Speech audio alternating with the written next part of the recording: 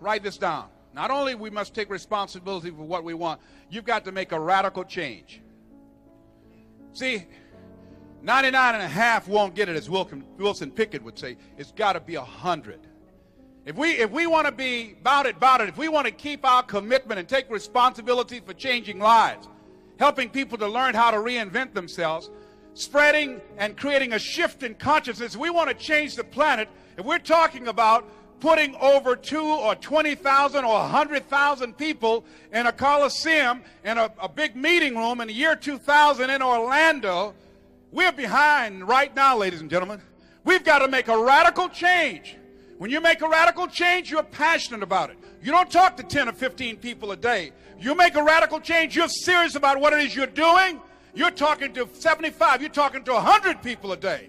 When you make a radical change in your life, I had a friend that I saw him and I knew that he was not the person that I once knew. He had a religious conversion. He'd made a radical change in his life. Did not necessarily agree with him philosophically, but this guy that I knew that used to walk around with his pants all hung down, shirt out, unemployed, on drugs, high day in and day out. When I saw him in a suit, selling newspapers on a corner for a quarter, I knew something had happened to him.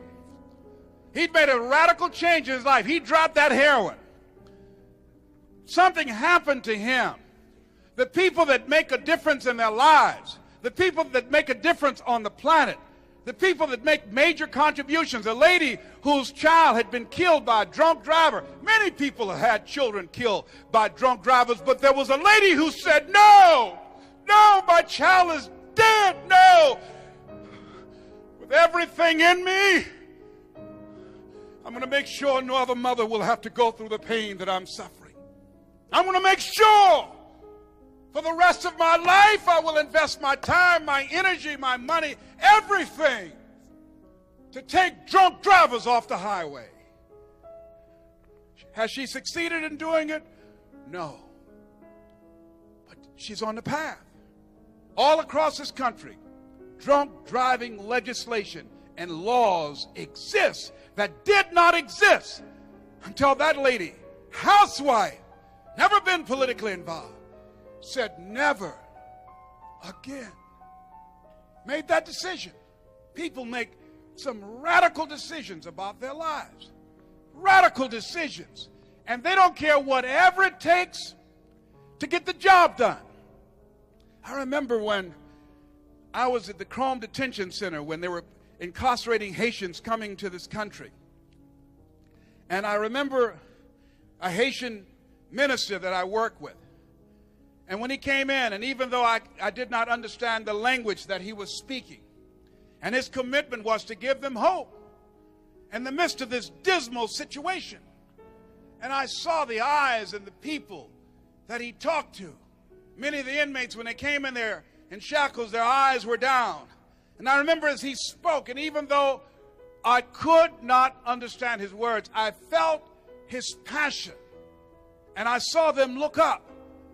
And these people who were emaciated and hungry and just confused, why are we in prison here? Why are they letting the Cubans go free and putting us in prison? Why can't I see my family? Why you have me caged like this? And as he spoke, Father Von Jus, that radicalness in his spirit, his energy, these men who came in depressed left there with a new energy, left there with a new spirit. As we look at ourselves and look at our lives, you got to make radical changes. When I got the diagnosis April the 11th that I had prostate cancer and that I had 3 to 4 years to live if I didn't have the surgery. And after doing research, I decided not to. I had a 6.1 PSA, which 1 to 4 is normal. 6.1 means that you have prostate cancer, and it could be beyond the capsule. It could have metastasized to your lymph nodes and to your bones. And so I decided not to do the surgery. And I had radiation seed implants. And my PSA level went from 6.1 to 7.5. And when the guy looked at my PSA, I said, well, what is it? He said, oh, my God. I said, tell me what's happening. I can handle it. Tell me what's happening. What's my PSA level? Is it 0 like you told me it would be? No. It's 7.5. Well, what does that mean, man? That maybe it has metastasized to your lymph nodes or to your bones.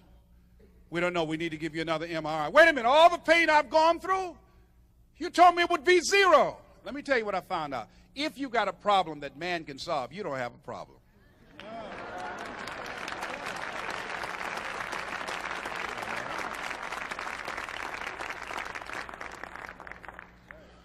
We need to give you some other procedures. No, I'm not going to do that. I decided to take responsibility for my life.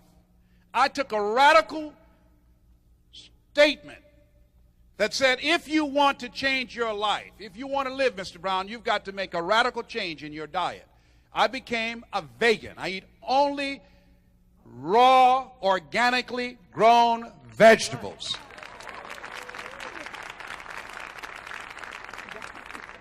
I had friends praying for me, many people out in this audience praying for me. And I thank you for your prayers. Through the radical vegetables, thank you very much. Through the radical vegetables. Come on with it. Through the radical change in my diet, through prayer, people praying for me at a scheduled time, on a daily basis, through exercise. My PSA now is 3. Hello, hello, hello.